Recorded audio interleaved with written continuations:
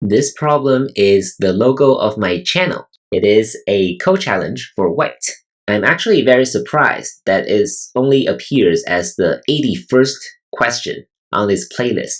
I had to check back to see if this is a repeat. And actually, no. If I were making a playlist about co-challenges, this would be definitely the top 5 or the top 10. It has to come in as one of the earliest problems because it is very basic and it does come up in games, so very useful and very basic. It's definitely a pattern that everybody should know, including beginners. So what should whites do, right? If you try something like this is tempting. You want to poke out this eye, but after number 2, white already fails because number 3 and number 4 are mi-eye, meaning white can occupy one of them and white will fail. What about decreasing eye space?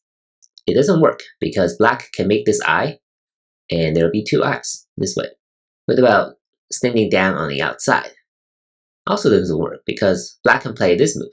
And now what happens is that if white plays on the outside, black can make a living shape this way. If white plays something like this is still mi-eye, 5 and 6. Throwing in here doesn't help. This is still going to be 2 real eyes. So that is why you need to remember the correct first move. That's right here. This is just something you need to know as a Go player. And black's only response is here, right? If black tries anything else, now white can poke out this eye and black will be dead. If black tries something like this, fancier moves, white can still just poke out this eye and black will be dead this way. So this 2-2 point is really key for black to occupy. And now what happens is that white stands down here on the outside. Really sharp move. Now what's going on is that black has 3 choices. The first is this. And what happens now is that white will have to throw in here and start this ko. So this is one way to start a ko. Black captures first. And white doesn't have a local ko threat. Does black have a local ko threat?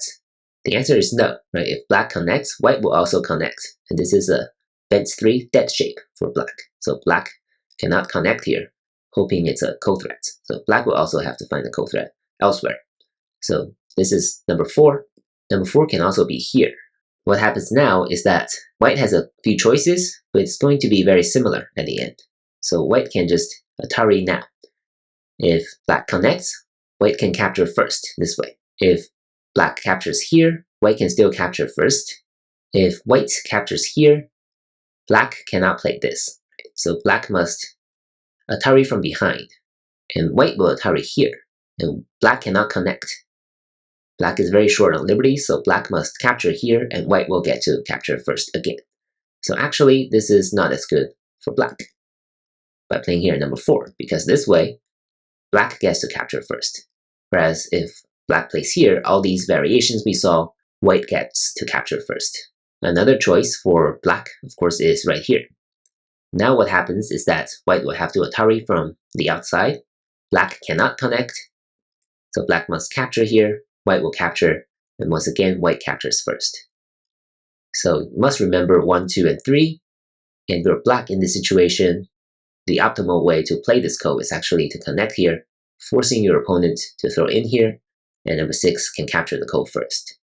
So this is the pattern, very basic, but you just have to know how to play. Here at the 2-1 point as the first move. Otherwise, if you're playing intuitively, something like this, white will just fail very quickly.